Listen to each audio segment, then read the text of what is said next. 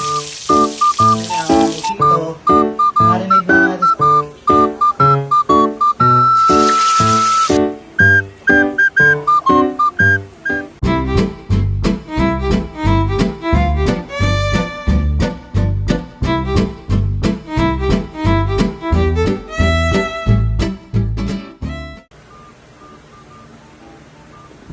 Good evening mga kadroga. Gabi na naman po. Hirap na naman mag-isip ng ulam. Wala kaming pakialam! Yung struggle ng mga magulang kapag yung kainin na dinner, lunch, or breakfast, isip ng pagkain. Sana all. Lalo na kung ikaw yung nagluluto. So, tingnan natin kung ano yung makikita natin sa ref. Kung ano yung meron.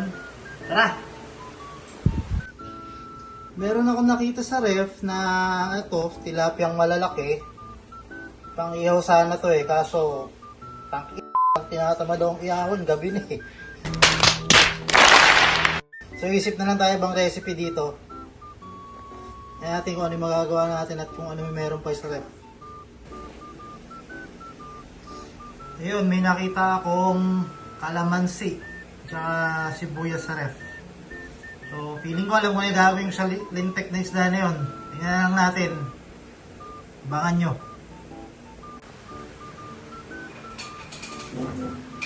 Oh, mga animal. Ito na nga yung ginawa ko sa tilapia. Hinati-hati ko lang. Yan nyo. Lalaki niya. Nakakatamad ihaw. Tapos lalagyan lang natin siya ng mga seasoning. So, nalagyan natin itong ano to? Black pepper. Paano masabi? Yan lang, ganyan lang. Brown pepper pala.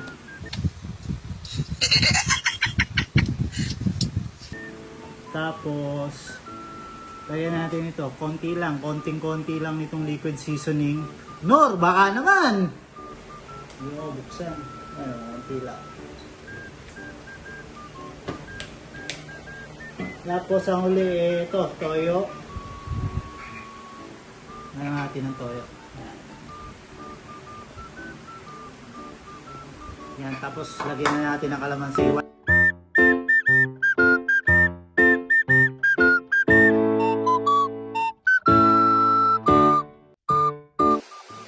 Itsura nyo. So ang gagawin natin dito, marinate lang natin siguro mga 30 minutes dahil po hindi pa kami kumakain. We'll be right back.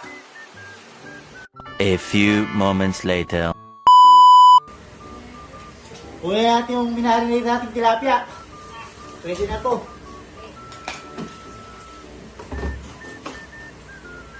Yan ang itsura nyo.